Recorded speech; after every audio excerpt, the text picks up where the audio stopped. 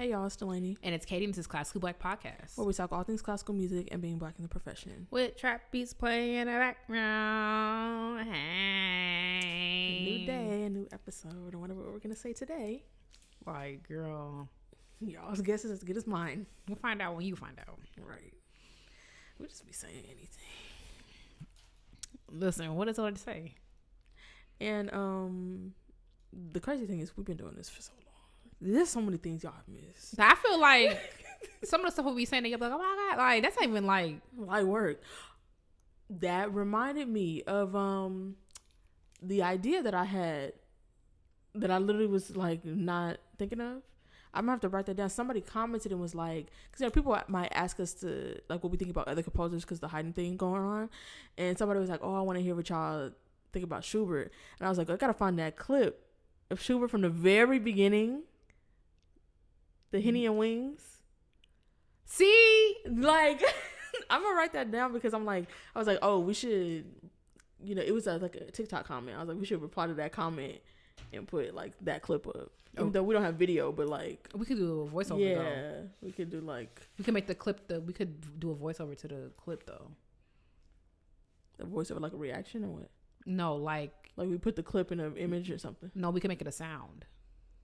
Oh, yeah. Since we don't have video from that time. Yeah. Okay, you guys had a meeting with us. Any ideas? Yeah, write them in the chat, y'all freeloaders. Write them in the chat. Take. Right. Mine. Right. What do you got to give? Right. 337 episodes. I hear Nan. Okay, you know what? That's not true. Except for Patreon. Hey, Patreon. And people love you. Come. Right. Hey, Patreon. And people who have our merch. And the rest of y'all. Yeah. No, I'm just kidding. That's why the stream's low. They not nice to us and not. Well, I don't know. Okay. Speaking of Patreon, we did say we was gonna try to mention that at the top of the episode because we got a Patreon. Just reminding everybody, we do monthly live streams on Patreon.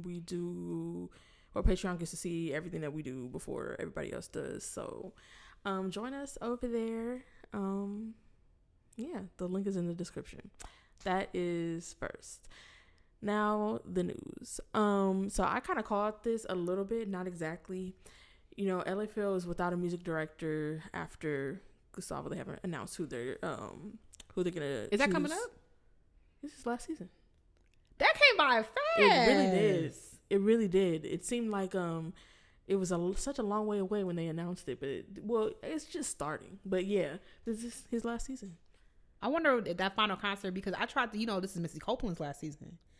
And Mama's is doing one concert. And I said, you know what concert? Whatever they be calling it. Recital? Performance? There we go. And I was like, I love Missy Copeland. I love ballet. I said I wasn't going to spend no more money. But I was like, I could go to New York to see that because, like, that's my girl.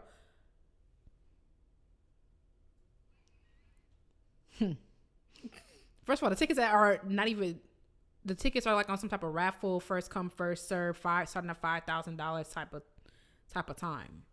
Oh. So it's like, I wonder what them Doodle Mouth tickets going to be looking like. I mean, I think Missy's a little different. Yeah, she's retiring. True. Right. Like, you can go see Doodle Mouth somewhere else. Yeah, you can go to New York and see him next season.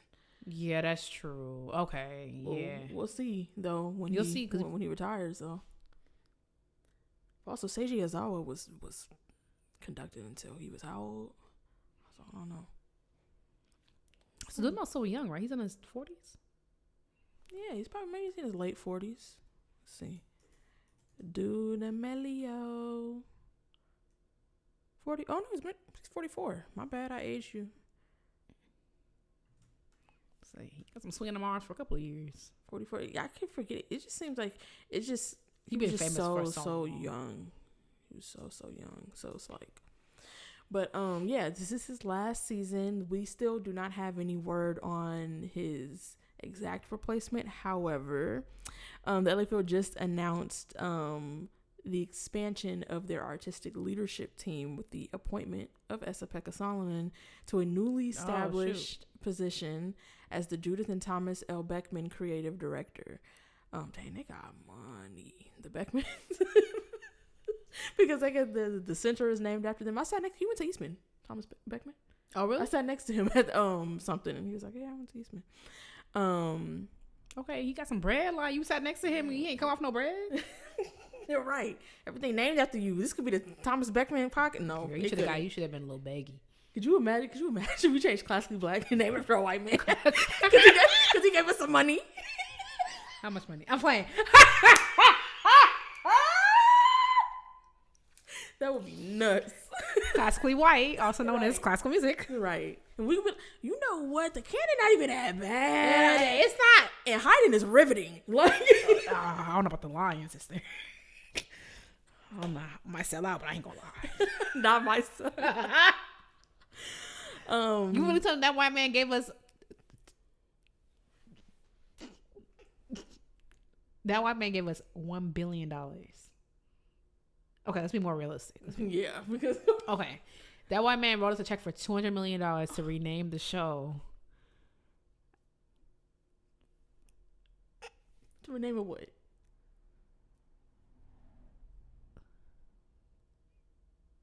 Oh, it could be Classically Black Podcast presented by.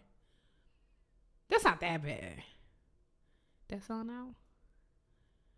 I'm just like, I wouldn't want to. If we, okay, it's a two-parter. The first one is Classically Black Podcast presented by whatever Beckman. None of the content changes. $200 million. What say you?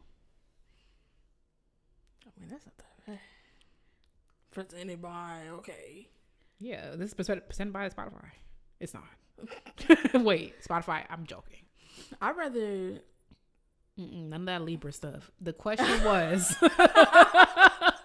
No, I'm saying because when you were saying to rename the podcast, I would rather you pay me $200 million to cancel it. I'd rather just I'd take the $200 million. That's not an option though.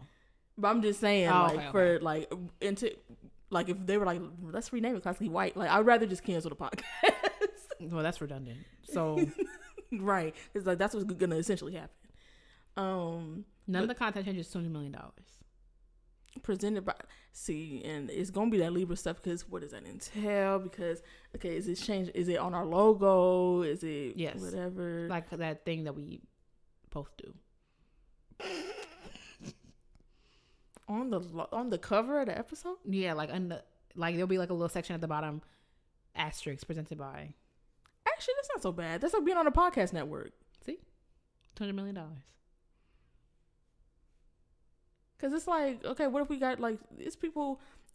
Essence had a Target sponsorship, so it's like, yeah, okay, it's a sponsorship. Good. $500 million. Y'all not giving us $200 million. So $500 million to keep the name, but the content has to be reviewed. No. But the $200 million is not an option. Like this is the only $500 million to keep the name the same, no presented by but the content changes. The content is subject to review. Every episode has to be reviewed, and maybe the clauses said that like if they not only if they don't like a section, it has to be taken out, but it has to be redone before release. Obviously, my instinct is no. No, yeah. Because even the more I think about it, just on principle, like I think that's what's gonna get me. But it's like $500 million. How much $500 million is? $500, right? $500 times a million. So you have $1,500,000. Think about $500. And you spend $500. Think about how fast you spend $500. But then there's 900,090. I'm a musician. 900,000, 99,000. 999,000. Woo! Father God today. He gonna transfer you $50 million, but she won't notice. Open the schools. 999,999 left.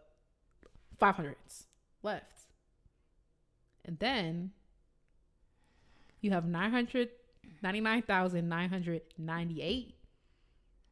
500's left. So it's like, yeah, it's like, man, for the principal, I see what people sell out. Because it's like, yeah, because it's like there's so many black like things that you just don't know how many white people got their hands in. Shea Moisture. Yeah, like how many white producers are behind the scenes, how many whatever, like, so it's like it really wouldn't be even that much out of the blue for something like that to happen. Like there's like, I mean, that's why what's her name not on her podcast no more. Who Jamel Hill, she had her stuff under Spotify. You know, it's like there's so many things where it's like, and also so many like media outlets, they have their black, you know, section like Cocoa Butter on BuzzFeed or like, you know, whatever. So it's like there's so many things like that. So it really wouldn't be out of the blue, but just on principle, it just is like we've done such a good job about like keeping it classically black. Yeah, we only have like 2 instances where it slipped through the cracks. And that was like we were at an event or something, yeah, and we hosted a panel, and there were people who were not black on the panel or something like that. But like, it's very like for us by us. Now, for them by them. I'm not saying I would do it because I feel like my conscience is like, that's why that Drake line, if you listen to a minute, like, you know what I'm finna say, but that like, when everything is put to rest, it's you alone with your regrets. And I feel like it feels foolish to pass them off that, because we're not talking about $250,000. We're not talking about even $2 million. It's like $250 million is generational money. It's like your nephew's type of thing if it's handled correctly. Yeah. You know? It's like your mama could retire. Beyond retirement. Yeah. So it's like, I feel like your mom could retire if you made $2 million. Your mom could retire if you made $1 million. I'm just saying, like, with investments and stuff like that, you could freak out $1 million, but it's like, you're talking about $250 million. I feel like it would give me some pause. I can't lie, but I feel like I wouldn't want to be closing my eyes at the end of the day and be like, "Oh, you sell out." One thing I can't be is that C word. Right, that's the only thing that would be, and like that's the only thing that will stop me from doing it, because it's like I have to acknowledge that it's like a ridiculous. We're not talking about $200,000. Content subject to review is nuts. I don't want nobody telling me by white people. Yeah, on classically black podcasts, and it happens all the time. That's the crazy thing. It's just like, because we're like independent podcasts and we build ourselves, it's so unfathomable. It's unfathomable that anybody would be telling us what to say on the air, not like in any situation at all. Just because, like, literally nobody built this but us and Richard. So, right. So it's like, yeah. I mean, I would have to think about it, but I think knowing me, I would say no, like, because it's just like, it might seem cool, whatever. You outside, you on jets and you on whatever, but you go home and you're sitting with yourself. That don't feel good. It won't feel good, and I feel like I couldn't live with that. Some people are like, anyway, the wind through my hair on the yacht going drown all that out. But like, it's just. But $250 million. I don't know, y'all. Keep pray for me as I pray for you. I would say no, but like, it wouldn't be a quick no. Because it would be so easy to say yes. So many people sell out. So many people don't care. But it's like again, I would have to be like, can we do a different show? Like, why do you want to do? Or can we just cancel the podcast? I'd rather just not do the podcast no more. I would even sell the show. Would you sell the show? Would you sell the show for $500 million? $500 million? Yeah, 2 new black girls. Sorry. I probably would do that. I can't lie. I feel like that's a compromise for me. It's like, you could take it, and I get 250 smackaroos. And that makes sense. I'm so sentimental though. I'm so sentimental. That's the only problem with selling stuff. It's like, and I'm also associated with even after, and it's like they're gonna be the new Viv. You know, like, and I feel like, but also I thought about that. But you think about what does she do? Because people gonna be like, I missed the whole classically black. Yeah. So it's like, and I'm laughing to the bank. You feel me? Like, I got a 360 deal on you. Aww. Yeah, I can't. I'm sorry, y'all. I would sell for 250. Yeah. You don't have a majority stake.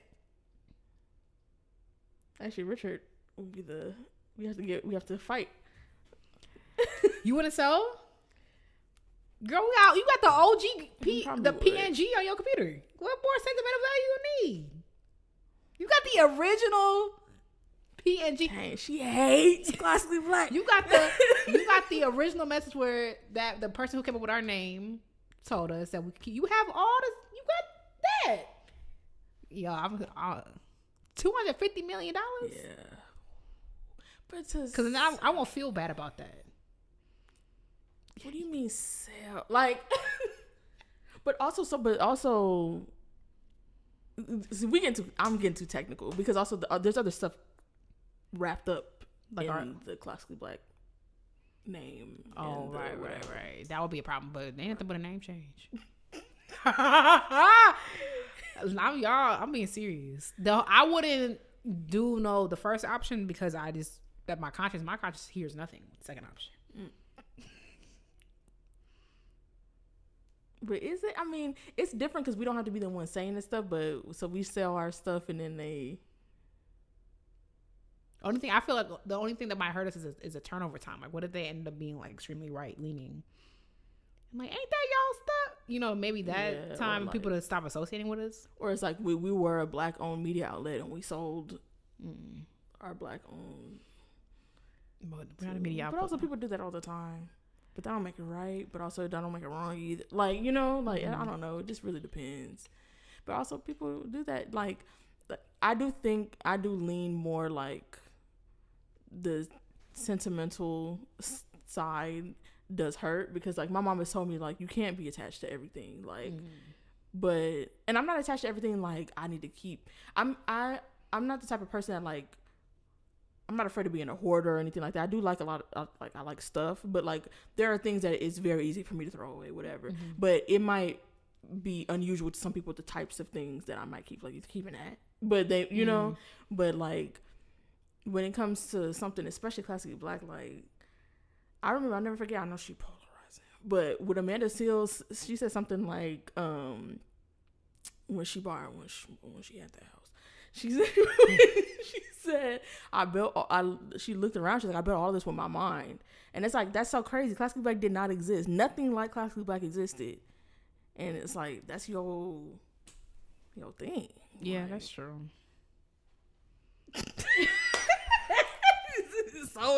sold it up the river. I already took my cut. Feel me?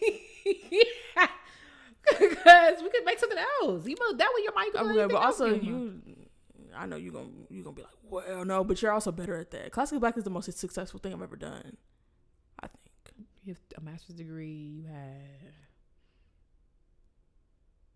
Well, it's like anybody can go to school. I mean, not really, but it's like this is like it's different. Yeah, it is different. It's the journey. You see, now all of a sudden I care about the journey now. Now you care about the journey. I'm over here talking about real guap. Okay, first of all, it's not real. This is a 13-minute detour. Still got the same amount of money in our account. People are listening like this on a button. Fast forward.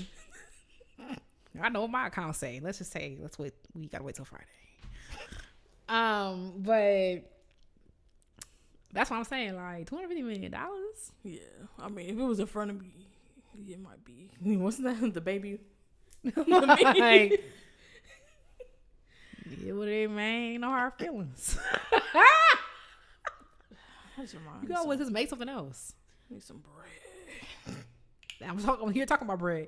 I don't even know how I would act if I got $250 million. $250 million. How much money that is?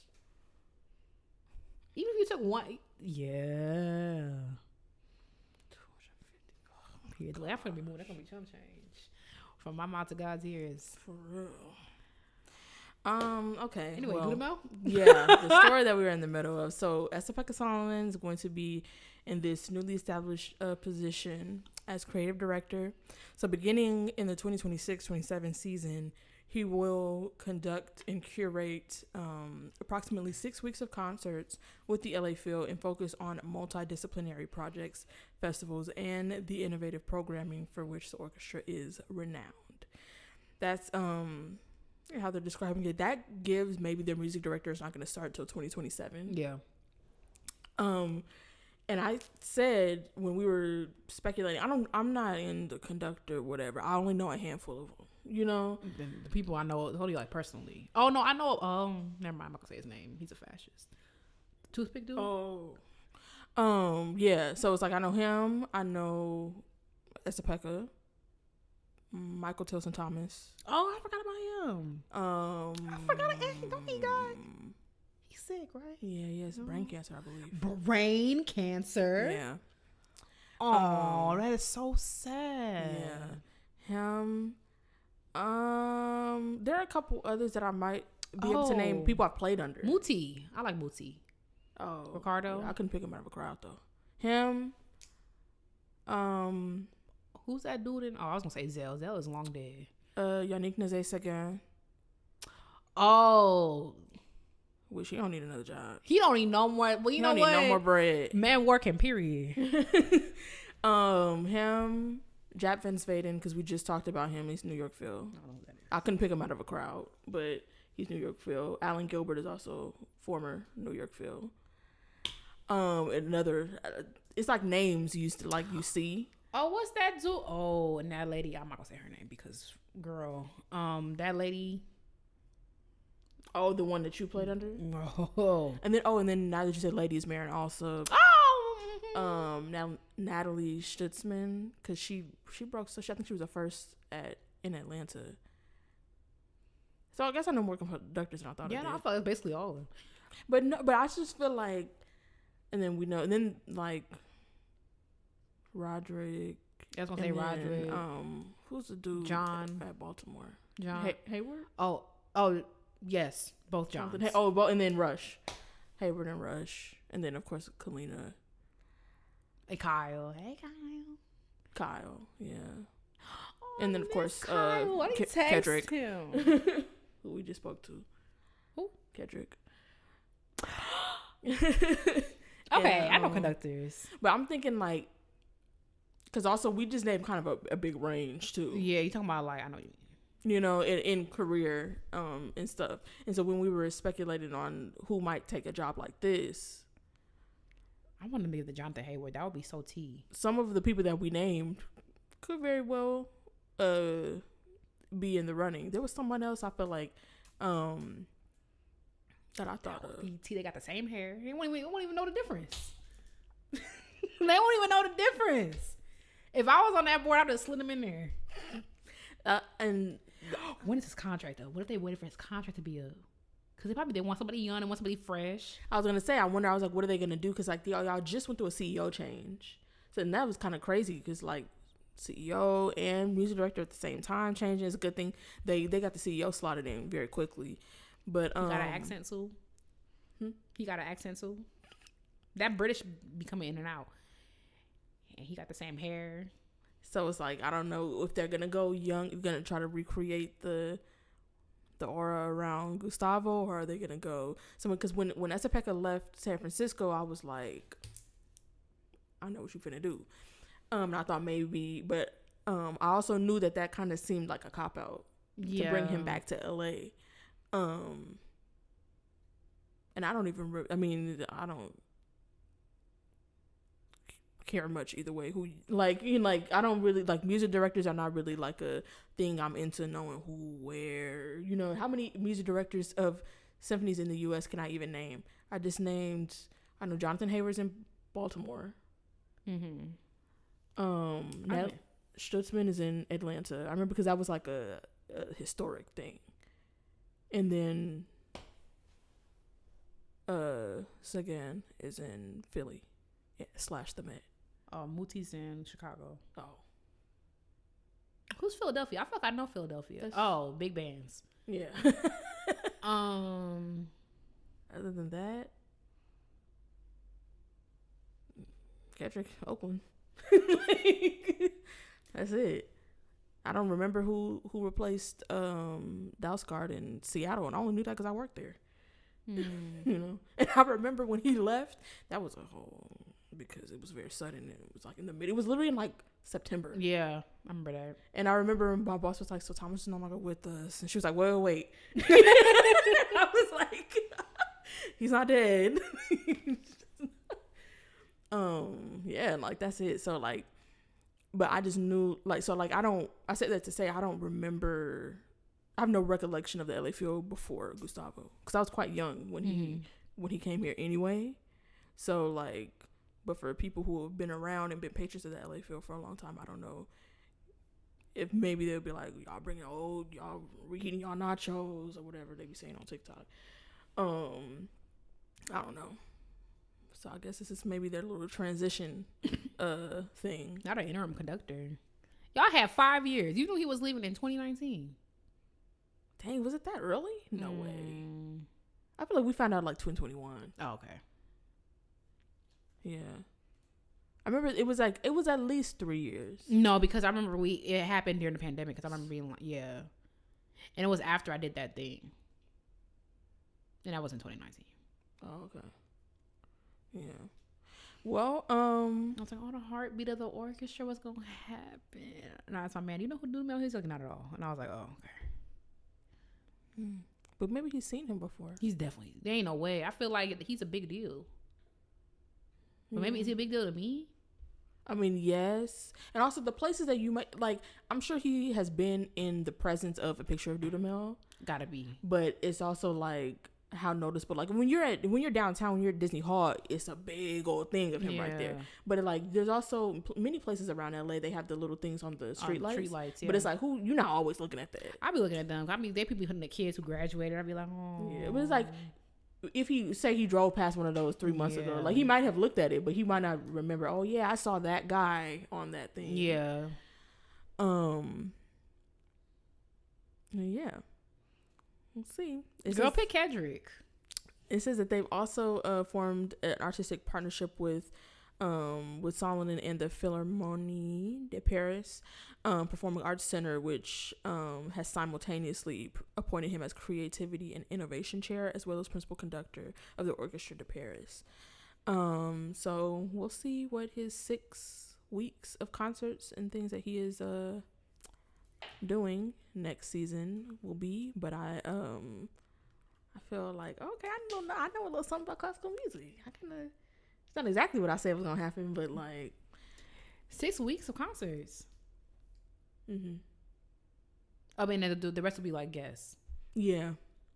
Oh, okay. Yeah. It says concerts, and he will also be focusing on multidisciplinary projects, festivals, and innovative programming, which we could also do at Classical Black. So I'm not gonna lie, when they did that Black Women in Classical Music Festival, I said, hello. Like, that would have been perfect for Classical Black. And listen, go comment on their Classical Black Festival 2027. Yeah. Like, that would be tea. Yeah. So, wishing them the best in that. There was something else I was going to say. Oh, yeah. The circumstances under which he left San Francisco, I was like, that also gave he was coming back to LA, because basically, you know, they be freaking it, but basically it was they ain't had a bread to do what he wanted to do. Like, that's really what it was. See, I'm going where the money at. Like, and I was like, that sounds like something LA Phil would do. Okay, we have a couple of follow-ups. The next follow-up is something we talked about a couple months ago. We talked about Jason Gillum, who's a pianist, he had a concert canceled with the Melbourne Symphony Orchestra due to some comments that he made recognizing Palestinian journalists in Gaza. So they canceled his concert. That was a couple months ago. We talked about that. Well, now a group called Jewish Artists for Palestine, who describe themselves as a group of anti-Zionist Jewish writers, visual and performing artists, they interrupted a Melbourne Symphony Orchestra concert at BBC Proms. Dang, at the Proms? I know that's right. with a pro-Palestinian protest. They stood in the upper gallery holding signs reading "Complicit in Genocide" and "Jewish Artists for Palestine." They said that they specifically targeted Melbourne Symphony Orchestra because of obviously them canceling Jason Gillam's performance a while ago. So yeah.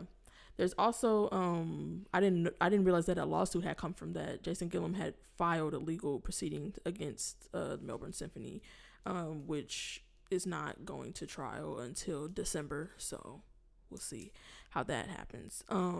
Apparently the concert, the interruption was captured on a live broadcast by BBC Radio 3. They also were shouting, "You silence Jason Gillam," and "MSO is complicit in genocide." You could hear that, and then the audience was booing them, which that sounds on brand. Yeah, they put out a statement. It said, the BBC, they said, "Our priority is always the safety and well-being of everyone who attends the BBC proms, and we would like to thank our staff and the performers whose response helped keep disruption to a minimum."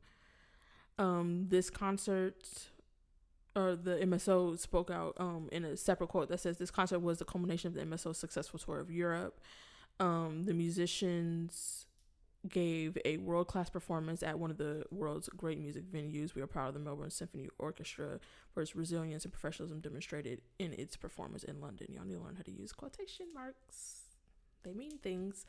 Yeah, so...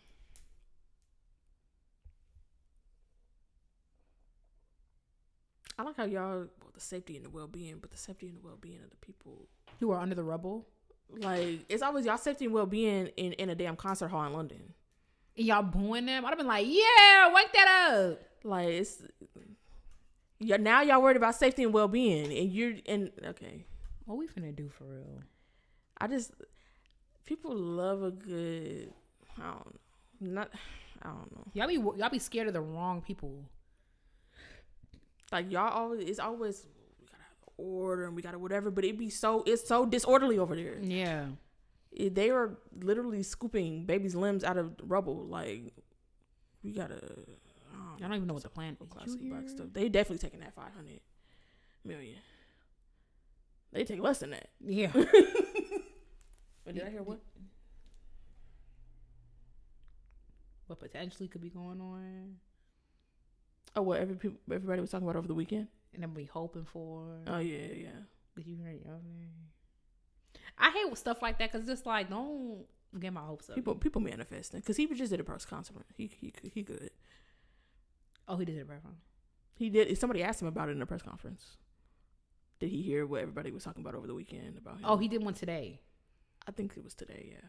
Earlier today. He was like, no. He was like, I haven't heard about it, but... Yes, you have. I did, he was like, I did a bunch of press, I think maybe the week before or whatever, and he was like, when they went very well. Biden, he would disappear for months and nobody would see him. I'm like... But that literally never happened.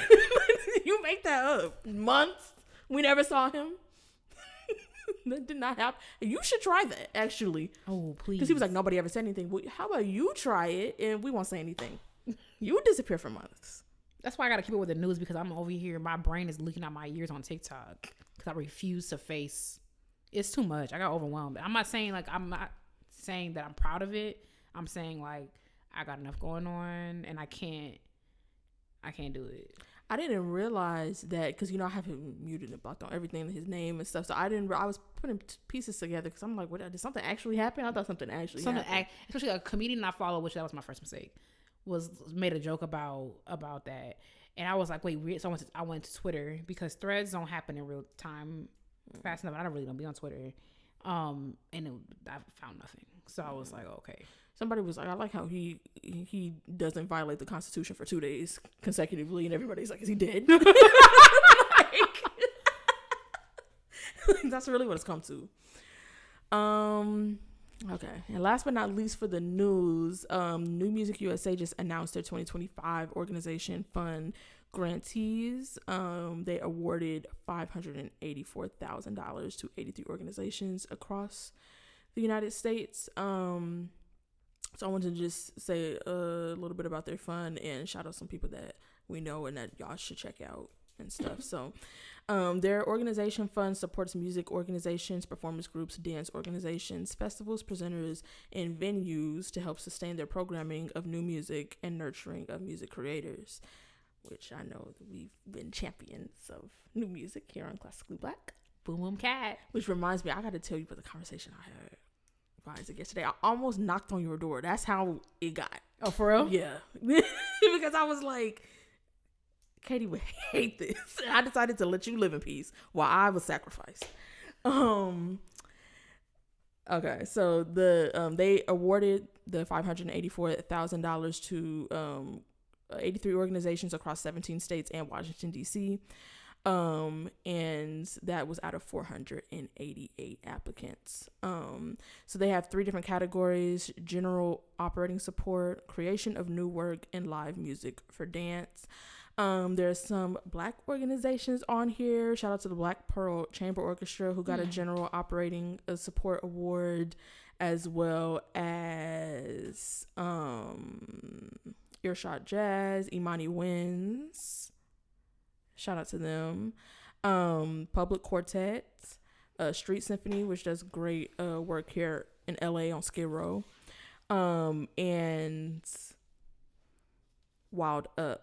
Wild Up is not a Black organization, but my former teacher plays in Wild Up, and they're here in Los Angeles. Also, the Harlem Chamber Players got a grant for creation of new work, so excited to see what they do. And yeah, I'll link the full list of the 83 different organizations that got grants so you can learn more about them. But I didn't know they did dance stuff at New Music USA. Isn't that kind of random? No, maybe not. It's just kind of random that it's like a whole category. The music. Oh, it's live music for dance. Yeah, I guess. Because it's all like dance companies and stuff. Who's on there? Or is it all like new dance companies? Probably. Is there anybody I recognize? I don't really know contemporary dance companies like that. I don't really like contemporary dance. No one would be shocked by that. Dance as an art form in general is something that I just don't connect to. Like modern dance or like whatever. Like obviously like, you know, I like to whatever, but I'm not gonna go watch people dance. You know? You wouldn't watch ballet? Like not any less, not much less than like I just don't like going outside, but like it's not something I'm into. And like when we went to remember we went to that thing at the Ford? Like I just wouldn't. It was fine. Oh my, it was fine. I wouldn't really go to. I can't think of a situation where I would go to somewhere where there was dancing going on that I'm watching. Besides, like I don't know, maybe like I've been to Hot Chocolate Nutcracker many years ago, but also I used to dance before music. I used to dance ballet and tap. So, but yeah. Anyway. Okay. Time for the intermission. As inspired by our pre-show time wasting, I changed my intermission because I thought it would be fun to play a game I'm calling Connect the Dots. So you just came up with that? Yeah. See, and this is exactly why she's taking the 500. Cause she's like, I just come up with another idea. Meanwhile, I'm destitute. And you know what? It's a good thing that Street Symphony just got this grant, because I'll be down to the Skid Row and I will be playing on my my bass made out of Cheerio boxes, while Katie laughing all the way to the bank. So she got her 500 because she came up with her ideas. Meanwhile, I ain't had an idea in years. So I'm gonna take 2 things that you love, and you have. Oh no, actually, let me make it easier. Dumb it down because I ain't got no ideas. So you have 5 tries, 5 words to connect the bass. Say love? No, I'm just playing. You said what? I'm just kidding. To connect the bass to Beyonce. It's pretty easy. Should be. And it have to be words only. It can't be justification. You can't like explain it to me. Okay. It has to make sense. Or reasonable. It has to be reasonable, I should say.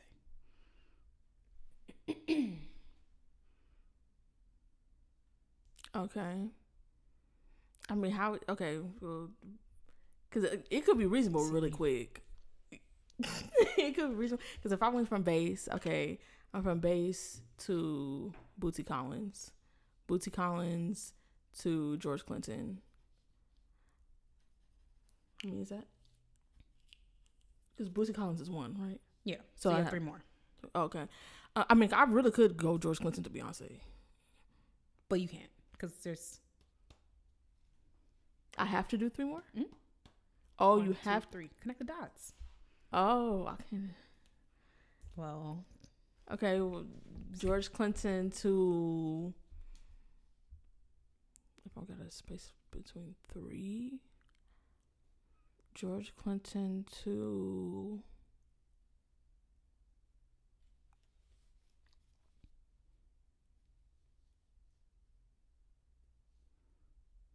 I mean, there's a number of ways I could do that. George Clinton to Kirk Franklin. Oh, that's good. Remember we were in that coffee shop and I was like, they playing Kirk Franklin, and then I didn't realize he sampled. Yeah. That's good. I never had no idea. That's good. That's not an idea, to be fair. You said what? It's not an idea. It's just a fact that I know. That's so good. Kirk Franklin to. I have 2 more. Because I'm trying to think. I'm trying to get it like really closely related. Because it's like there's not. I could just start naming black singers and stuff, but it's like I'm trying to think who got a song with who or something like that. Oh, I know where you could go next. But I can't remember. Oh, I know where you could go next, Dalanie. It's a little loose at the end though, but it makes sense. Kirk Franklin to who? I'm really trying to like make it firmly make sense. But Kirk Franklin be doing so much. I can't even remember what he be doing. He just.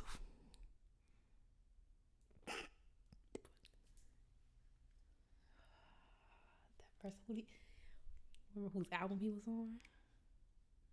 Oh, Kirk Franklin to Glorilla. Yes. Glorilla to Meg to Beyonce. I was like, it's like right there. Yeah, Like once you said Kirk Franklin, I was like, oh, he does so much. That's like, and I feel like that's very smooth. And I was trying to go. What I was gonna do was because Beyonce has done gospel before, and Michelle really does gospel. So I was trying to get to Michelle from Kirk Franklin. I was kind of stuck on trying to get to Michelle. Would that have been smooth? It would have been fine. Yeah, like it would have been fine, but I was trying to get it to really be because like I said, I could have went George Clinton to Beyonce, but like I really wanted to. Oh, well, first of all, you had to. George Clinton was your second one. Yes, and I didn't know that. I thought it was like I have 5 tries. Yeah, or 5. You're allotted 5. Yeah, but see, that was fun. Stop the propaganda about intermission being traumatizing. It's not. We had a good time. No, that one time. What one time? In my nightmares, I still get it. Wait, you talking about that one time where I asked you to the only reason why yeah, actually, if you asked me on that day, would I take the 500? The only reason why I remember that one, 2 reasons. One, your reaction to it, especially because like we were recording, which like we don't record live, so it doesn't matter. But 2, because we were like in some freaking ballroom at yeah, we were in a hotel. Yeah. What was that intermission? I remember it because. See, and this is what happens when you traumatize somebody. You don't remember the details, but they do. What was it? I give you no ideas. I mean, I wouldn't do it again. It was like improvised, like sing something in. Oh, was it like sing a song in the style of Tchaikovsky or something like that? Yeah, it was like that Fallon. Jimmy I probably Fallon. got it from Fallon. Yeah, I was. Oh, my comedy thing was already budding. I didn't even know. Yeah, that Jimmy Fallon, he has that thing, the wheel, which like you gotta sing a popular tune. That's probably where I got inspired. In the style of something else. It was like you went to sing Twinkle Twinkle in the style of whatever. I'm like, what the? And normally I feel like you hate my intermissions, but you'll go along with it. That was like one of the first times. Because I feel like that was like 2019. So we had to be into the 50s by then, or not further along. And I feel like you hate my intermissions, you'll be a good sport. That was the first time you were like, I'm not doing that. And because I feel like there have been more fun intermissions later on. There was that one and there was another one. Oh, I don't know. That's the only one I distinctly remember. Actually, since we've been here on this set, it was that writing one.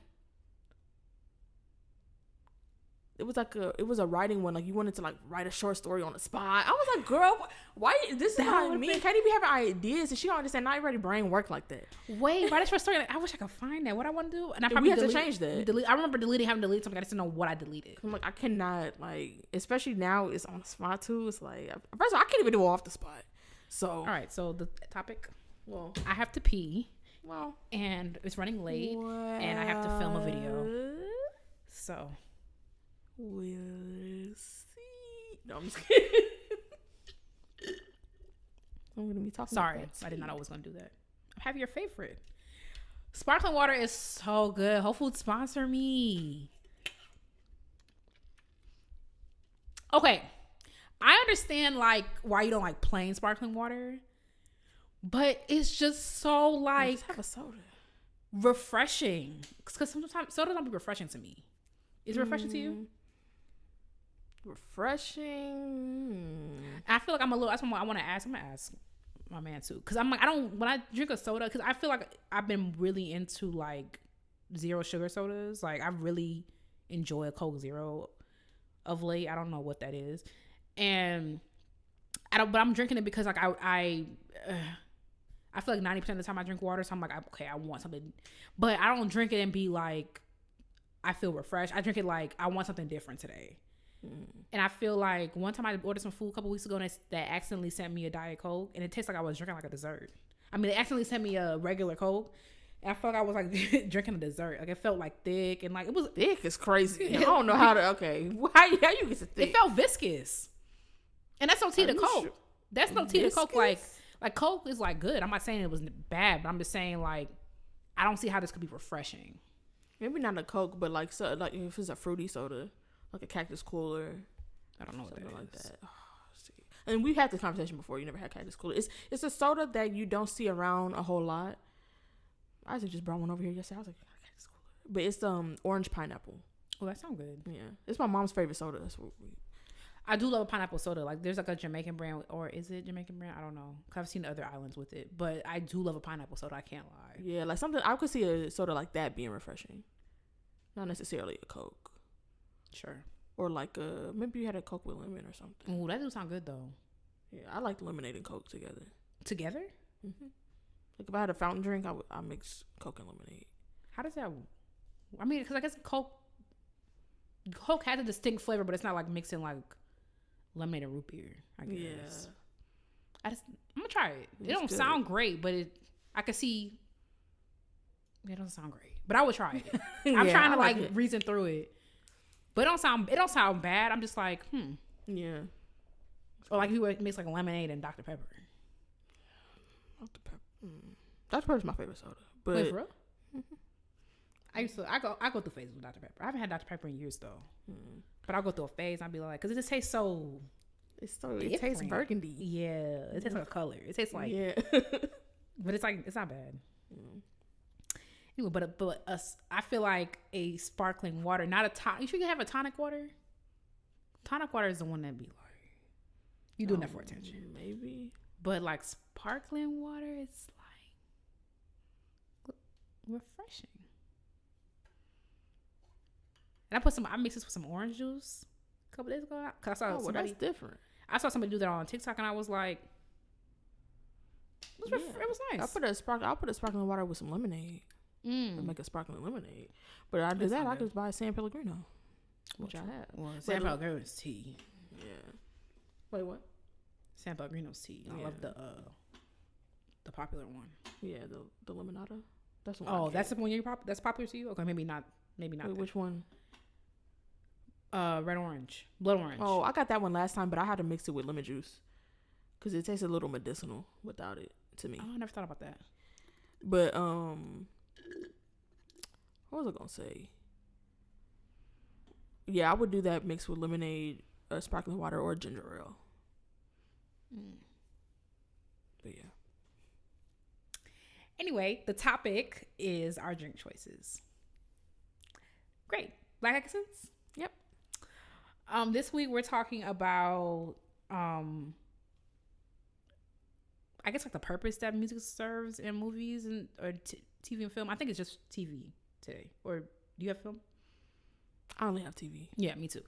And we want to. I feel like as classical musicians, I feel like we're different because if the music is really good, it will jump out to me. Like I feel like I'm rarely like watching something. That's why I'm like The Crown. I was after like the first couple. I was like, oh, the horn section. Who with a horn? I gotta figure out who playing horn in The Crown. Like, I was like the Crown soundtrack is so good. Like, I feel like it just kind of jumps out to you. But I feel like other people just don't think the same way. They don't really. I mean, obviously, music propels a scene, like, or it can help propel a scene, I should say. But like, not necessarily. And I was like, I wanted to see if that was true or not. So that's the topic this week. Yeah, for me, I think I don't know what's going on. My brain. I'm about to go on a journey of cutting my screen time down drastically. So we'll see if that wakes me up. But I don't know. Like sometimes I feel like, girl, is anybody home upstairs? Because it's hard for me. Like once I get to talking and discussing something with someone, then I have like ideas or whatever, and I'm like, oh yeah, I never thought about that, and I didn't realize I thought these things. But like by itself, most of the things I read, watch, whatever, just feel like they're happening at me. Like if you would ask me to describe, I'd be like, I mean, girl, it was cool watching yourself. You know, like it's just never like that. Like I don't know what it is. So I don't think that as a musician, like I don't think that music and films and movies. Films and TV affects me any more than it does the average person, because it does something for everybody in terms of like there's a reason why you have a score. Like it enhances the experience for the average listener. But I've heard from musicians who are like, I can't focus on the movie because I'm just listening to the score. I'm like, oh girl, the score. It's never been that deep. Yeah. I just notice it, but it's not like I'm now not listening to what's on screen because I'm listening to the score. Like it's And I feel like it's not for me it's not even unique to like, oh, I just don't pay attention to music. It's in general. Like sometimes I'm like, am I pathologically incurious? Like I don't know, but it's weird. Like because I was just talking to a friend and we went into a long discussion about what is art and like it went down a whole situation. That's what I almost knocked on your door about because I have to tell you, but then I was like, oh, I actually have a lot, because it was me. I was thinking through it, but like not all the time when I'm actually watching something am I really like observing things like that. I feel like I observe the music. Like I know I'm like, oh, that's really good. Or I notice the horns. I'd be like, oh, the viola. I remember I was watching something like, oh, the violas are eating down. Like whoever wrote the viola part, but it's never like a distraction. I'm not like, oh, I can't focus. It's never that deep. Like, girl, when I close that case, I close that case. Like, I forgot my fine tuner was broken. So I ain't fixed that. But yeah.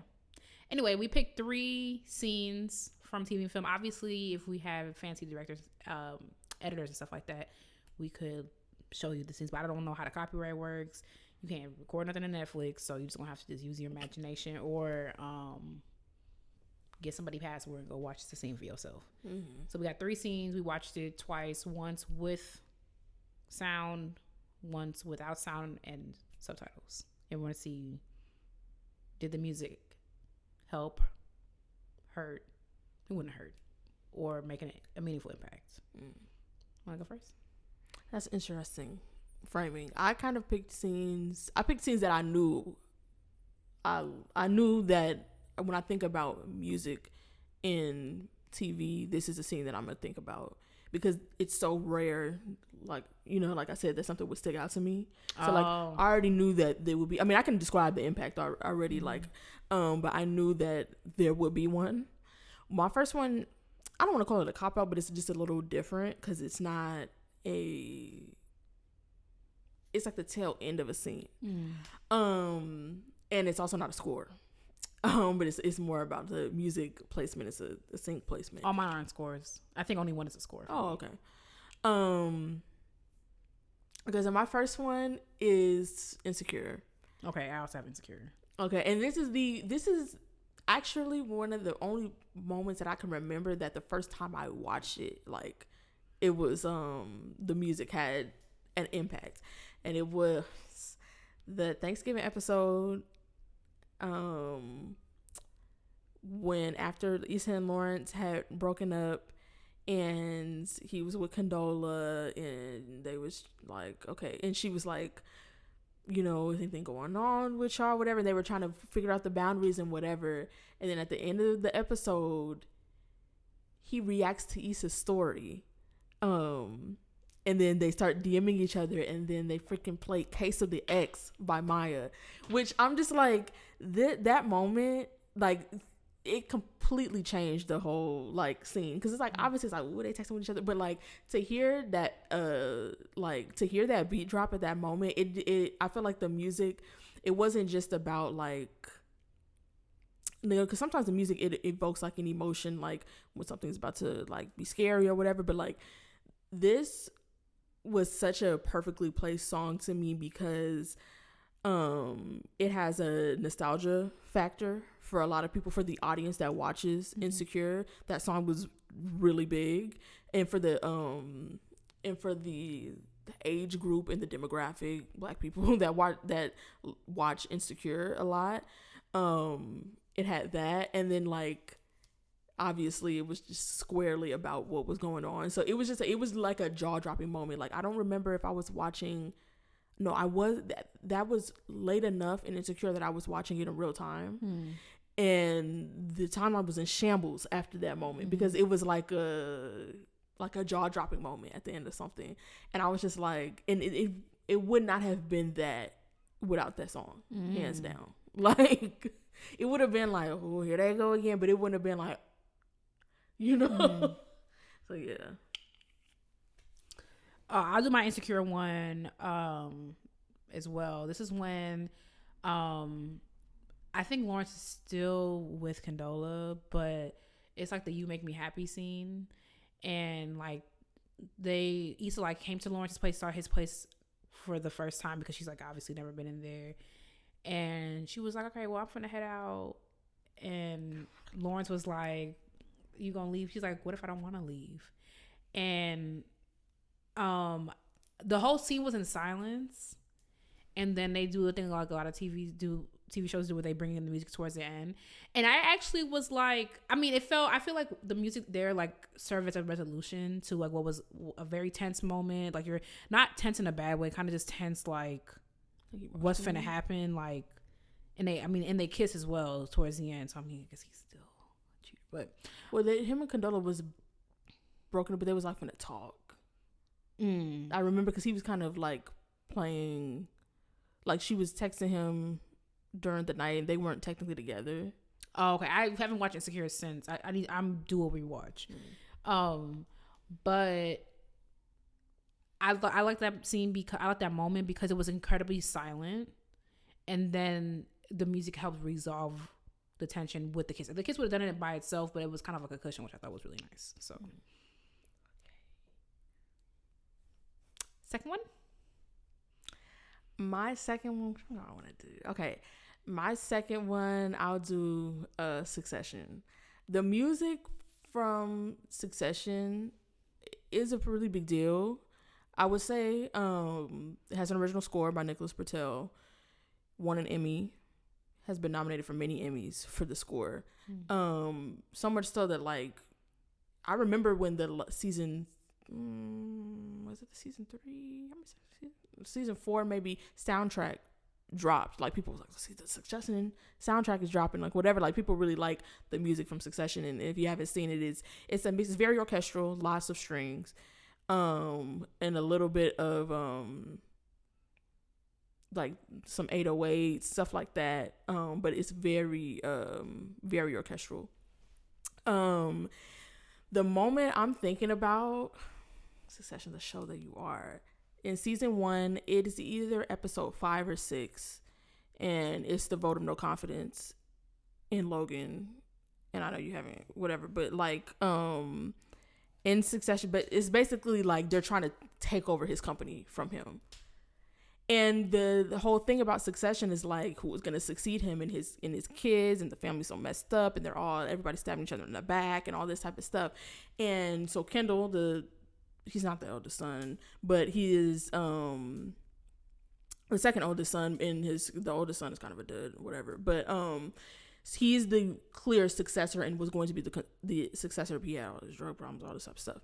So he has orchestrated basically this whole thing where he's going to try to steal the company out from under his dad with a vote of no confidence. And I don't know what none of these business terms meant before I started watching Succession, but it's basically like all of the shareholders and stuff can get together, and people who have stake in the company when your company goes public. And if you're not a majority shareholder, all these people can vote to oust you, basically, of your own company. And so Kendall is over here, the son is over here, he's going to the shareholders behind his dad's back, and can I count on your vote and all this type of stuff to try, and he's manipulating them and telling them, because his dad just had his health issues and stuff, so he's saying like, he's divulging information about his dad's health issues and whatever, and trying to make it seem like he's unfit and all this type of stuff, and he's driving the company into the ground. And so he's doing all this manipulation. And what's so interesting about like this character, I would say that Logan, who is the dad in Succession, who is super cruel, all of them are, but very cruel, he kind of has this aura about him where like he simply can't lose, and you can tell that his kids like are afraid to kind of go up against him. So it's a really big deal that Kendall is doing something like this. But there's so many different points in Succession where you see that, where whatever he's a very like an impenetrable character. You can't really like, he doesn't show a lot of emotion. Well, anger is an emotion, but like basically to everyone, he's one of those people, he's so powerful that a lot of people don't really like, they just see him as just kind of too big to fail, basically. And so it's very interesting. The build up to this moment is Kendall doing all these things behind his back and finally seeming to like, he's going to step up to his dad. And when he does the vote of no confidence, it falls apart. One of the shareholders is Logan's brother, who is one of my favorite storylines in Succession, who hates Logan's guts, has never ever come to a shareholder meeting. He's only had shares because of when he started the company way long ago. He's never come to a shareholder meeting. But when Kendall approached him on the side about turning against his brother, he's thinking he's never come to a shareholder meeting, he's not going to come. The brother shows up and votes with Logan, which everybody is like, what the hell? So Kendall's not counting on this. So basically it falls apart. The vote falls apart and doesn't go Kendall's way. He secured more votes than he knew he needed to steal the company. But then when things started unraveling, and when people whose vote he secured started saying, wait, this is not adding up, and if Kendall doesn't win, we're gonna get kicked off the board. So he loses the vote. And there's this moment where he's trying to like scramble and whatever. And he's like, there's a moment where like where Logan is like, he's like yelling and there's chaos or whatever. And then he does this really big like yell and like bangs on the table. And there's like, the music is like swelling at that point. And then there's like this huge like low strings, like just very strong, lush, like, backdrop to this moment. And it also is the what do you call it, the cinematography or whatever, because you see it goes to like this wide shot, because they're in this big conference room with all this the whole thing is glass. And when he bangs on the table and he's like disciplining Kendall or whatever, and you see Kendall, he hangs his head and steps back, and like all of this stuff, like it's just so, I don't even know how to describe that moment. It's so amazing to see, like, he is this too big to fail character that it's like you really thought you were about to see him, and he kind of like just like swings like a sword and is like, no, y'all are never gonna get me. I'm infallible. And the music in that moment is like, that's a goosebumps moment that like music. Now I gotta rewatch Succession because it's just like I don't know, like it's just so like powerful. And to see like Kendall's in his 40s and to see his dad discipline him like that, like he looked like a child in that moment. Like it just was like, if you like things that explore like family dynamics, like, and it's also very interesting to see a family dynamic in that in like, because it's just weird, like when your family dynamics also have to do with like a public company. Very, very strange. But the music in that moment was like, especially, I mean, I'm a sucker for a little low strings moment, but yeah, it really added to the intensity. Okay. My second one is Little House on the Prairie. I'm going through a moment of extreme nostalgia where I'm watching Little House on the Prairie, and it's kind of one of them things where I cannot believe I used to watch. It's just incredibly dramatic, and like in the things that they were going through, and the music in that, I forgot who the composer is, but the music in that show is so incredibly good. It's like the show is from the 80s, so that's when people had money and stuff like that. So like there's 204 episodes of Little House on the Prairie. The music was composed for every single episode, like every single. They had an orchestra in there, like wow. It's like Don something. Let me see. Composer David Rose. He wrote for every 200, because it's like the music is like unique to every episode. Like they have like the through lines, like whatever, like there are themes that come back, but the way that it's expanded and whatever, it's unique to every single episode. Wow. And there's a moment from the pilot, which I was like, why was I watching this when I was 10? Where like they're crossing some river, which I would assume is not the Mississippi because they were coming from, Laura Ingalls was a real person. I did not know these were like actual like diary type book things that name sounds familiar. I don't know anything about Little House on the Prairie though. Yeah, it was just, not great. The show has criticism for being like racist and whatever, but like not like racist in whatever. Because the episode I'm on right now, like, because they were freaking broke, and he's like, Charles Ingalls is going to get more money because like his crop failed. So it's like, okay, we got to figure out what we're gonna do. So he got $100 for 10 days of work to go move some explosives, which is like a lot of money. $100 in the 1800s is like a lot of money.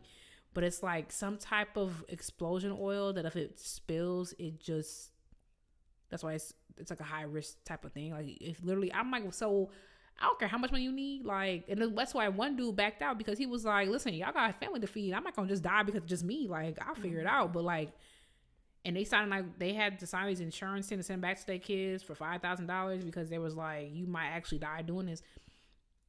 And, this black guy comes because he's like, I got money, I need the money to send back to my people. And it's like, I've done this thing like 10 times.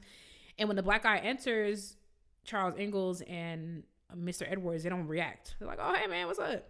And the other dude was like, I ain't working with his kind. And Charles was like, anyway, where the bread at? Like, yeah. Like, so like, I feel like, or like Charles was like open to like his Carol Ingalls was, there's a line that stuck out to me because in the pilot, she was like, I just want to see an Indian. That was the line. And Charles was like, yeah, so we in their neck of the woods, we just kind of hoping they don't mess with us. And they did come. They didn't do nothing, but it was like, these are white men, clearly white men. So like the show has its criticisms, but anyway, there's a scene, they're crossing the river and this man gets stuck under the wagon. Like he, I guess a dog fell in the water because he was crossing the wagon and they had a dog like trailing behind, which I was wondering how realistic that was. Like, because it's like you're going miles and miles and miles and the dog's just walking behind the wagon. But I guess a horse is going miles, but that's a dog, not a horse. Yeah.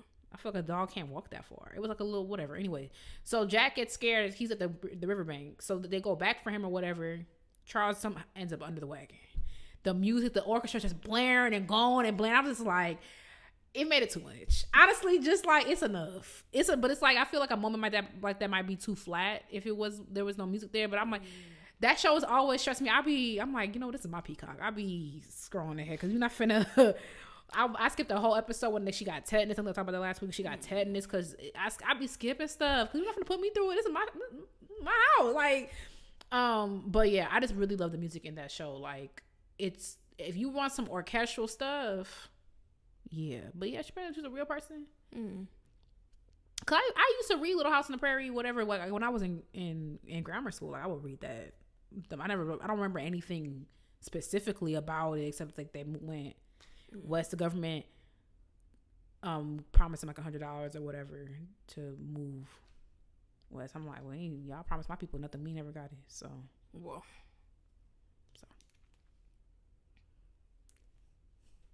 happy for you though. Okay, that's it. Okay. My last one is from Naruto. It's from Naruto Shippuden. And the music, I feel like the music from Naruto is also, it's well known. It's some iconic stuff in there, and it's really, really good. And so much so, like, I went to see Naruto the Symphonic Experience, where they have, like, they'll have the show playing, like, highlights from the show playing, and they'll have, like, people playing it live. Now, they only have that for the original Naruto. They actually do have the Symphonic Experience for Shippuden, but it's only in France right now. So when it comes to America, I'll be going. So I've never actually seen this one, but I have no doubt, like, when you've seen the show, what are the big moments that they're gonna do in this sort of thing. And this would definitely be one that they would do for Shippuden. So I'm trying to be, I know I was long-winded with Succession, but it's like part of it is the build up to the moment, like, to kind of understand. If you've ever seen Naruto's from the Pain's Assault arc, the actual on the day that it's assaulted. So basically there's like this villain that comes into to give a short version of it, Naruto has like this demon that's like sealed inside of him, whatever, and these people are after it to extract it from him and get the power and whatever. So there's the village elders and stuff are kind of split on like how to handle this. Some people, Naruto's very, very strong because he has that power. So some people want him to stay there and to protect the village and fight and all that type of stuff when these people come. Other people are like, it's too dangerous if this power falls into their hands and whatever. So there's all this manipulation going to send him way far away. Well, the people who are after him come and attack the village, they literally level it. Like, so many people are dead, so many, like, whatever, and the people don't stand a chance. These people are too strong. It's so tactfully whatever, and they're like, and it really builds. Naruto can be a little long-winded. I have noticed though, it's because it's not built for streaming. Like, the show is pre-streaming, so it's not really built for you to binge it. So, because it's a lot of recap and stuff like that. So, that is part of it. But, like, it's for, like, a while. You get to see, like, the village being destroyed. Characters that you've grown to love over many, many episodes. You see their demise. Like, all of this stuff. So, it's really drowned out. And that's what builds the emotional, like, intensity of it. And it finally gets to a point where it's so, like, devastating. People are looking around at the damage like, oh my gosh, none of the buildings are here anymore. Everybody who's still alive is like, what the heck? And then one of the other main characters, who's a close friend of his on his team, the reason why he's not there is because he's somewhere else training. They sent a messenger for him, like, we need Naruto to come back before this attack happened. One of the dudes who was on the other side of Nobody to Keep Him Away, they intercepted the message. So they're thinking, we sent a message to call Naruto back here. Where is he at?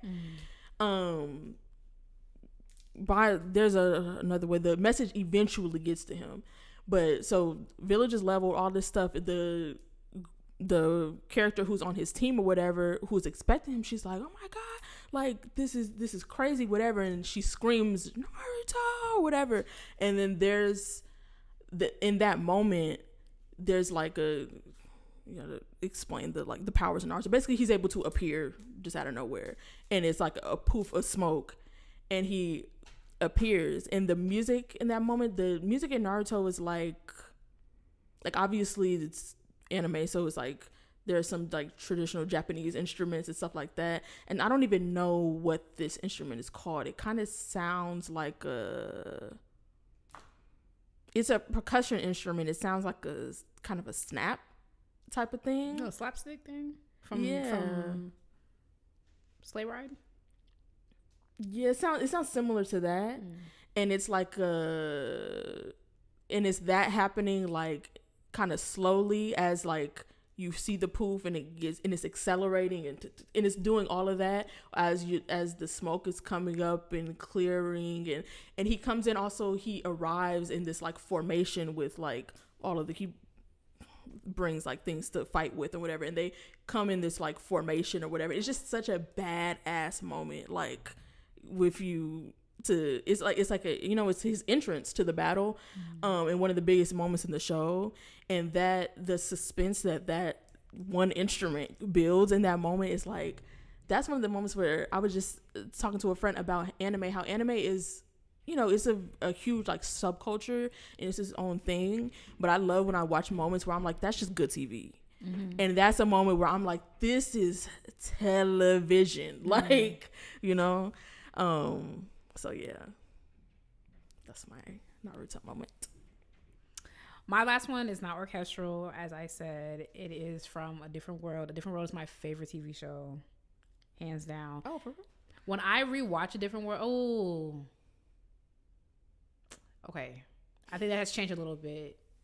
It's a three-way tie between Different World. No, two-way tie between Different World and The Office. But I will say that Different World was my comfort show until I did a rewatch, and I was like, why did I find comfort in this? There are themes throughout it that like make it jarring. Like it was Debbie Allen's chance to show people what young Black people were going through in America. So like there are race scenes, there is a sexual assault episode. Like I'm like, why I find comfort in this? Right. But no, it's still an amazing show. And there is an episode called Baby It's Cold Outside that brilliantly uses Ray Charles' rendition of Baby It's Cold Outside. Like, it's not a Christmas episode, which I thought you would be like, wait, what? But no. I mean, not me, because well, right. But all year round that's type person. No. But it's like Whitley is going through it because Dwayne has her kind of broke. Like, Whitley is a Southern Belle. She's notoriously snooty throughout the entire show. Falls in love with Dwayne Wayne. Yep. And Dwayne is like, we ain't got no money right now, so no new clothes, no whatever. And the only thing, the whole episode is like her like spiraling. And the only thing this girl has left, she got like one interview outfit. I'm like, ain't nobody that broke, but she got one outfit. She going on these interviews, she can't get a job or whatever. She got one outfit, she got a fur coat. That's all she has left from everything. And because her mom is not very supportive. Her mom was Patti LaBelle in the show, and she spends this whole day. She's called to a talk show. All this type of stuff happens. She's out late, and Dwayne is sitting there waiting for her, and that's when the recording starts. And it's like the suspense builds because it starts with that da-na-na, and you hear her coming through, and it's just like this whole really beautiful moment. And she's like, oh, I didn't know Ray Charles had a da-da-da. It was just like really, and then the whole thing just builds and builds, and they end up dancing at the end. And it's really, really adorable. I watch that scene at least 2 to 3 times a year. It's just like a really massive, I feel like it's a bit on the nose, like Baby It's Cold Outside, the playing of how the relationship dynamic is going, like they're up and down, whatever. But I thought it was a fun use of it, especially for a sitcom. Like, it doesn't have to be so serious, or so like whatever, but yeah, that's one of my favorite scenes. It's so when he was like, baby it's cold outside this morning, I was like, and I always like laugh at Dwayne these days because like I went through an obsession period with A Different World, and so I follow Kadeem Hardison, all the type of stuff, and I watch all the interviews, and he's like, Dwayne is a man that was written by a woman. And it's like, whenever you telling me that, 1,000%, like in baby, real, please, baby, please. Like I remember, like I just, when you get out to the real world, it's like Dwayne was written by women. Like Dwayne was written by a room of women. That's why I was like, I was just telling my friends, like, that's why I can't be reading romance novels. I can't be more delusional than I already am. A romance novel in a different world will have you fighting with your man. Like you will just be fighting with your man. Like you will be fighting with your man. Like it's written by, like, he even says like no man would do half of the things. When I saw that interview, I was like, hang up on you. I am not finishing this. But like, yeah, like he was like more than half the things that Dwayne does in that show. He, like, no sensible man, I should say, would like agree to, deal with, handle. And I feel like Dwayne, there are moments where Dwayne holds his own. Like he was like, yeah, I'm not buying you clothes. Like we're trying to whatever. And it's like but she believes in him. He's an engineer major. He's just whatever. He just graduated, whatever. But it's like, yeah, Dwayne was written by women. He was like that cat's a sucker. Like Dwayne is very sweet. He's also not perfect. So it's like that's why I think that show is done so well. The best thing, two of the best things to happen to that show was Debbie Allen and Lisa Bonet not coming back for season 2. Because the whole thing would have been on Denise, and Denise was just so uninteresting. And I feel like Denise as a character is very interesting in the Cosby Show. Like she's a screw up, she's whatever, she does all these things, but like I think it just kind of slowed the show down once we were able to focus on like Dwayne and Whitley and Kimberly and whatever. That's when the show like got its legs and like really took off. Shout out to Debbie Allen and everything you did with that. But I should watch A Different World tonight. Shout out to Dwayne and Whitley. Our voice, I can't. Dwayne.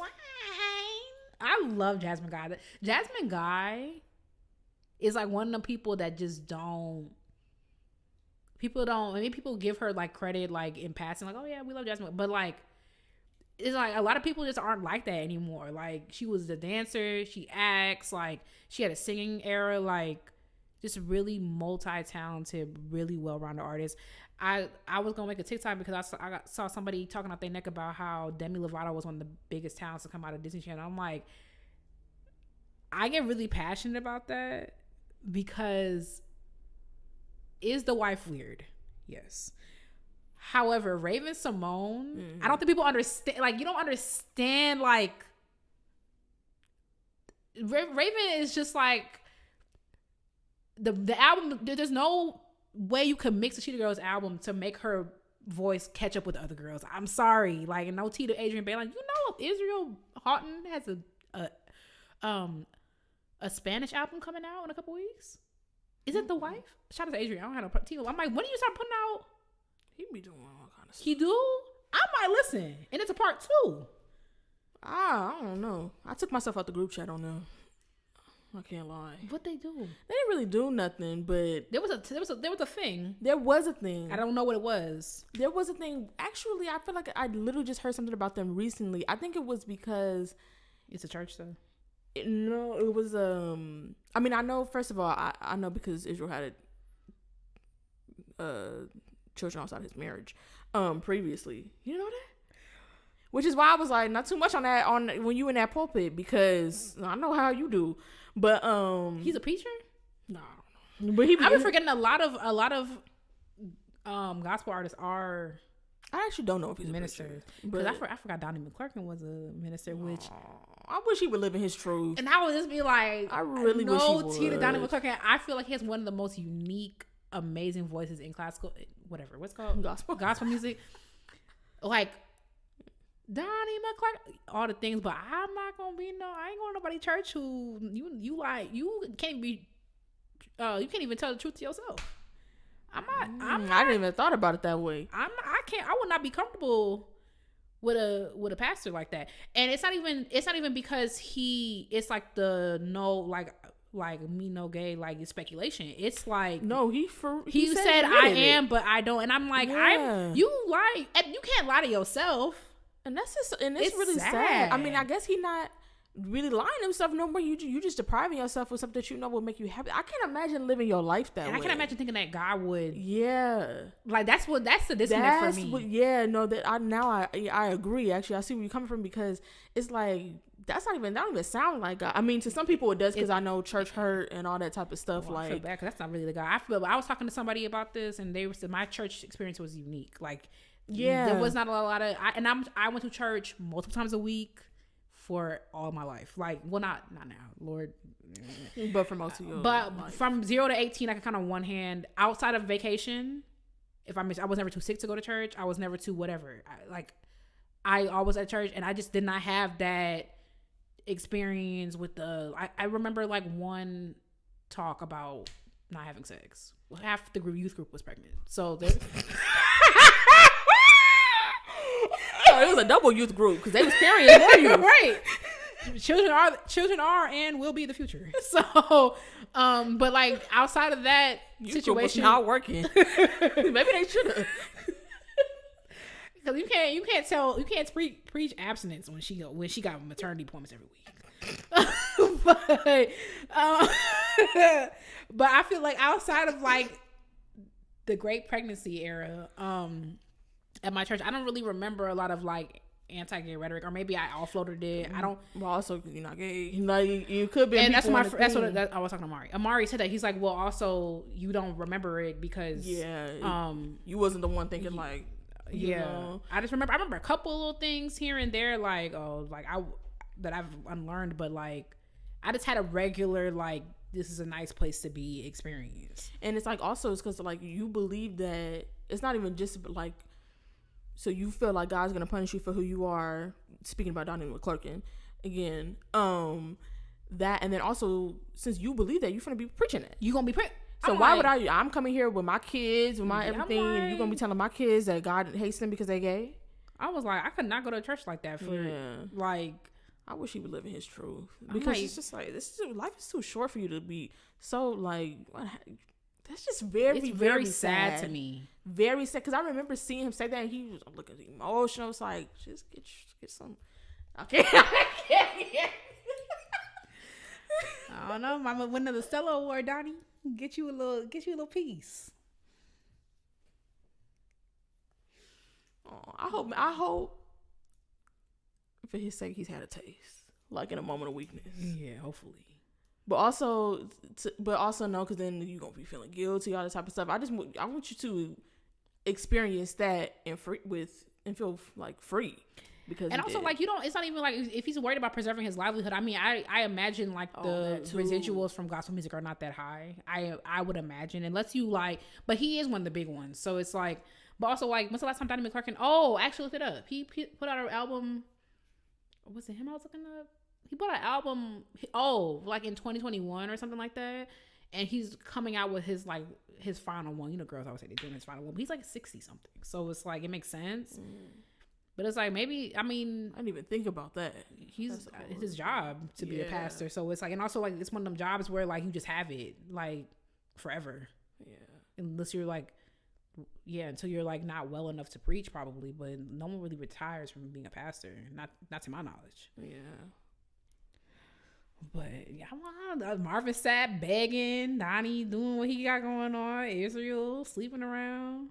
Oh yeah, and that's what, and I think, because I think the controversy with them was, I think he was not fully divorced from his previous wife. I remember him that. and Adrian started whatever, and I'm like, fully divorced in what way? Like the paperwork isn't final, but they're separated. I think it was I think that's what they said. They were separated, but also it's like, we know that it don't matter whether you separate or not, because your kid. I think he had 2 kids outside of his previous marriage, if I'm not mistaken. Dang, Israel. Yeah, I was like, and y'all will excuse that, but Dalanie McClurkin can't be himself. Okay. Pray for the gospel artists, because I feel like, has Ty Tribbett and Dalanie McClurkin ever collaborated? I gotta look. Ty Tribbett love being homophobic. Yeah, I was just about to say he be to the point that, I mean, to be fair, that's not always the reason. He could just be incredibly stupid and hateful. During his marriage, Holton Houghton fathered 2 sons with his mistress, Devon Marino. Mistress. Kingston in 2012 and Christian in 2014. If you had a baby on me and 2 years later you had another one, I'm killing you dead in the street. 2 years. Imagine the pain that goes to your husband. First of all, you wouldn't see me after having a baby. You wouldn't even get a chance to have a second one on me. But imagine the pain of your spouse having a baby on you and what goes into trying to rebuild that trust network. And 2 years later, he comes with another one. He lucky to be walking around. He lucky to be walking around. How long? Not to be, how long she stayed with him after that? Separated in 2015, divorce finalized in February of 2016. So 2 more years. So separated in 2015. Oh, okay. The babies were in 2012 and 2014, and we don't know when in 2014. So, and then he's scum of the earth. I'm sorry. 2016, same year. Yeah, he married Adrian. I thought they got together later that year. The same year that your stuff was finalized, you married her. You was been dating her. And got the nerve. Y'all both got the nerve to be sitting up there. Oh, Lord. Okay, listen. I don't got no heaven or hell to put you in. That's why y'all not gonna say nothing about me. That's why I'm because I don't be doing nothing but having me a little drink. Gospel artists, I be turn that down because yeah, Ty Tripp is one I had to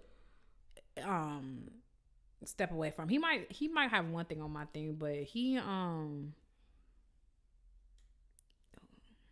it's like Israel Hall got some nerve because it's not like you making real bread. No tea, no shade. Kirk Franklin, I feel makes the most money out of everybody. Mm-hmm. Got to. Yeah. Maybe Kira Shear will be set behind him. That's why they all pastors. They got to figure out how to supplement their income. Yeah, especially him with all them kids. A nigga with 5,000 streams had 2 babies on you. God forbid. And they already had 3. How many kids he got? He got 3 kids with the wife, 2 outside the wife, and then him and Adrian just had 1. They only have 1. I remember seeing that and be like, I thought it was 6 kids. I thought it was random. I thought it wasn't random because I know like the industry of this, the industry that, but it just feels like no tea. But I feel like Adrian's like a bigger star than him, and also like it just feels random. Like he's like older, like. Or maybe I have Adrian younger in my head because she was a cheetah girl. How old is he? He's 54. Yeah, she's definitely. How old is Adrian? Maybe in her 40s. 41. Yeah. So and that happened in 2016. Y'all be so icky. It's icky. Anyway, put some respect on Raven Simone's name. That's how this came up. Like Raven's so talented. It's just like we just gotta. I want to be supportive because if that's the love of her life, then like, but I just don't like how you have never seen That's So Raven. And maybe because Raven's like, I blocked a lot of that out because it was traumatic for me, maybe. Like you imagine you had a traumatic experience and your wife come in and your wife playing it on the TV. And what's her situation? Because I remember, I don't even know the lady name, but you saw that clip where she was saying I'm richer than Raven? I saw that. Yeah. I'm like, how she get to be? Is it inheritance? Has to be. Because who is she? I mean, you could be one of those. Yeah, I don't know. I'm going to look her up. Yeah. Like, who is she? Raven Simone wife. Maybe inheritance or maybe one of them things. Oh, here I go right here. But you know how rich you got to be richer than Raven? Madej. Yeah, because she said she didn't even touch the Cosby money, right? Miranda Madej. It gotta be generational. Yeah, it gotta be. You know how rich you gotta be to richer than Raven? I don't know if she's still. I don't know, like, cause you know a lot of people like, what's his name from the Cosby Show? Sandra's husband. I'm blanking on the name. Like he was working at Trader Joe's, and that was a whole thing because people were dragging him like, "Oh, you working at Trader Joe's? Like, why don't you just get another acting job?" And he was like, "Yeah." So I don't know how I don't know how much he gets paid from residuals, but I feel like Alvin. You play Alvin on the Cosby. Raven been famous since she stepped foot on a set. Like she was doing movies, she was photo shoots. Like she was hanging. Yeah, there was a lot of stuff between hanging with Mr. like the Cosby Show and That's So Raven. Like a lot of she was in movies, like you said. She did Hanging with Mr. Cooper. She like was working her entire childhood. Yeah. Then she did That's a Raven. That was huge. Then she did Cheetah Girls. That was big. Like, it was on tour. Yeah. Like, and she did Cheetah Girls. Was she there? I'm sure. I don't remember the time. There was like, she didn't do Cheetah Girls 3 because all that. Keely Williams of all people. Prometheus. And she's still working. She does the reboot for that. Oh, that's still on? I found that out. Oh. And then what's his name? His whole situation is just tragic. Orlando Brown. It's real embarrassing. Like, not embarrassing. It's just sad. Because he's just so far gone. Like, and it's like, how do you help someone? And then people be exploiting him, inviting him on because they know he's finna say something out of like. And I'm just like, it gets to a point, you know. And I was watching somebody from Love Island. I don't know what situation he got going on, but one of the Love Island contestants went on a podcast and was talking about how like he survived addiction because, and he said something like 90% of people don't, or something like that. I didn't know it was that high. Mm-hmm. Like, dang, tragic. Yeah. Anyway, ready for Black Excellence? Mm-hmm. All right, y'all. It's time for Black Excellence, where we hype you up, gas you up, and give you your props because there's room for everyone at the top. My Black Excellence, I'm assuming her name is Kamaya. I don't know, but her on TikTok is @Kamaya Clarinet, and that girl turned a cucumber into a clarinet, and I was intrigued by it, and I thought it was exciting. And she also plays regular stuff on her page. I don't know if she's a student. I don't know what she be doing, but she got a whole bunch of clarinet content, and you girls who love following content, follow her because she cored that cucumber out and played Flight of the Bumblebee, and I was like, that was cool to me. Science. So yeah, Black women in STEM. Yep. My piece of the week, surprise everyone, is by Hayden. Yikes. Slow week. Both his heads rolling around his grave right now. No, but I actually do like that cello concerto. Yeah, it's fine. Yeah. The C major was T. First movement is T. It don't sound like Hayden. Somebody in our comments was like, you know how a classical station, they'll say the name of the piece at the beginning and the name of the end, but you go in the middle and you don't know what it is. And she was like, it sounds like Mozart, but like less interesting. Gotta be Hayden. Yeah. I did see that. I saw also some people like, it made me think about what do I like of his, because somebody who don't read was like, oh, nothing of his is good, in quotations, which quotations mean that it's we never said it. Yeah. And then it was like, oh, but I haven't heard everything by him, because I said like I haven't heard every Haydn symphony because there's 104 of them. No, I haven't heard all of them. No, but I haven't heard all of them. And I'm sure they haven't. They probably don't even know who Haydn is. But I was like, in the last video that we posted, you literally said some of it is boring, and then in the caption I put he has his moments, but So by definition, we did not say that every single thing he does is boring, but you know, whatever. But it made me think about what do I like about Haydn. Just some of the stuff, because a lot of people in the comments, of course, were saying things that they like from him, and I did remember I do like the cello concerto in C, so that's my piece of the week. I've liked. You like that trumpet concerto, don't you? Which I sound like the what? Trumpet concerto. Didn't you like that? Maybe. I like Arantini. What's his name?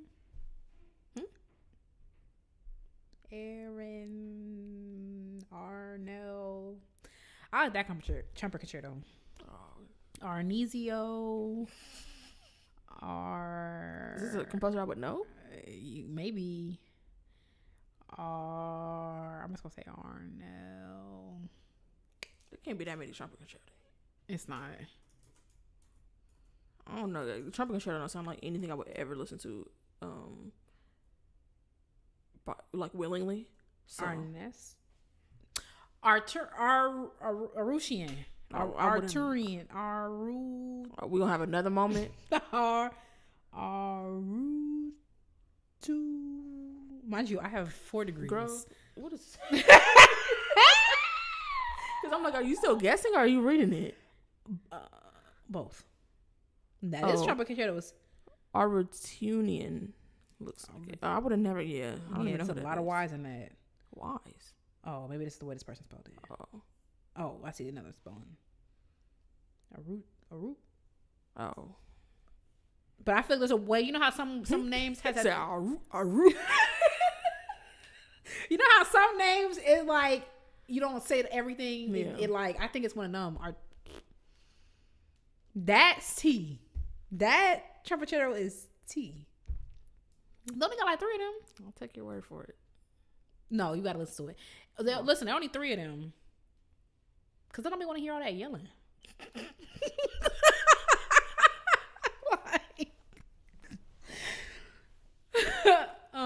But yeah. Well, that was something. Again, next week gotta be 30 minutes. For real. Like I'm gonna shut up the whole time. Thank you so much for listening to Classically Black Podcast. If you're still here, don't forget to follow us on social media at Classically Black Podcast. We got a Patreon. Join the Ebony Tower. Patreon.com/Classically Black Podcast. Yeah. Thanks for listening, and we'll talk to you next week. Bye, y'all. Bye.